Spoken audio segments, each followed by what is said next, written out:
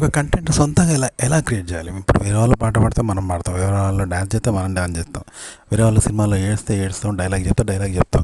కానీ మనం ఎలా క్రియేట్ చేయాలి వాళ్ళని చూడకుండా అంటే, ప్రతి మనిషి ఇప్పుడు పెళ్ళిలో డ్యాన్స్ అప్పుడు వస్తే మనం ఏం చేస్తాం, డ్యాన్స్ చేస్తాం కదా, ఎగురుతాం, తొనుకుతాం.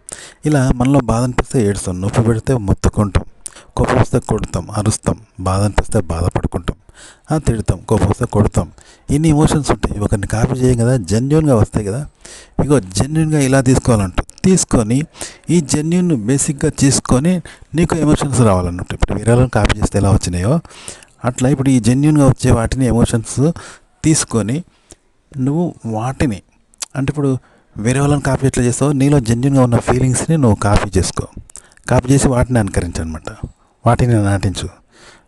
అట్లా అన్నట్టు అలా నటించి నీదైనా ఒక ఎక్స్ప్రెషన్స్ చెప్పు, ఒక తీర్పు చెప్పు, ఇది మంచి ఇది చెడు అని. అంటే వేరే వాళ్ళని అనుకరించకుండా వ్యంగ్యంగా, వెటకారంగా, హేళనగా ఎన్నో చెప్తారు కదా, అట్లా చెప్పు.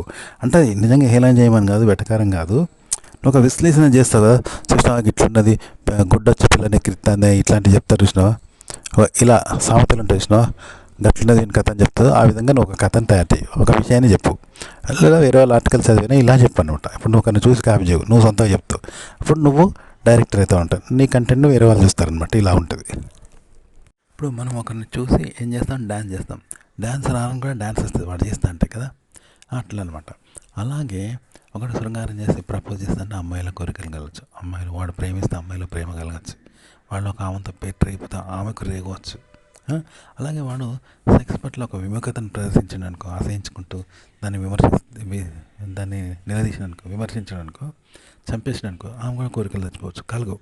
అది వీడు కోరికలతో చూస్తాం, వల్ల ఆమెలు కలుగుతాయి. ఇట్లుంటుంది. డ్యాన్స్ పాట అయినంతే, మనం పాడుతూ ఉంటే ఎప్పుడు కూడా సింగర్ అవుతాడు. ఒక మనం ఏడుతూ ఉంటే పక్కలో ఏడుస్తారు, మనం బాధపడితే పక్కలో బాధ కలుగుతుంది. ఇది రూల్ అనమాట.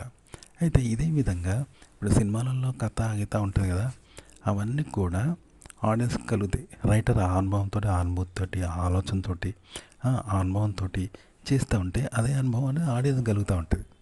అట్లుంటుంది. యాక్టర్స్ కూడా ఏడుస్తూ ఉంటాయి, ప్రేక్షకులకు ఏడుపు వస్తుంది, ఆ కథా సన్నివేశాలు తెలుసు కదా. కానీ అవి వాళ్ళు చేస్తే మనకు వస్తుంది. కానీ వాళ్ళకి ఎవరి నుండి వచ్చింది, వాళ్ళు ఎవరిని చూసి చేస్తారు అంటే జెన్యున్గా చేస్తారు, సొంతగా సృష్టిస్తారు. ఆ సృష్టి కావాలి.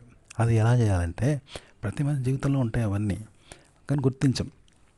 ఉదాహరణకి సముద్రంతో నీళ్ళున్న చేప దుప్పకేసినట్టు మనలో కూడా అవన్నీ ఉంటాయి, కానీ వాటిని మనం గుర్తిస్తలేం అన్నట్టు. చేప పైకి ఎగిరి నీళ్ళు పడితే తాగుతుంది, వర్షం అనుకొని తాగుతుంది అట్ట, కానీ తన నీళ్ళే కదా.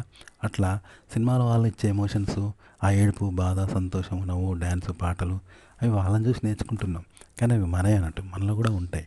కాబట్టి మనం క్రియేట్ చేసుకొని మనల్ని మనం పొందాలి. పొంది వాటిని మళ్ళీ మనం వేరే వాళ్ళని చూసి అయితే ఎమోషన్ పొందుతామో అలా పొందాలన్నట్టు. ఆ విధంగా పొందుతూ చూపెట్టాలి.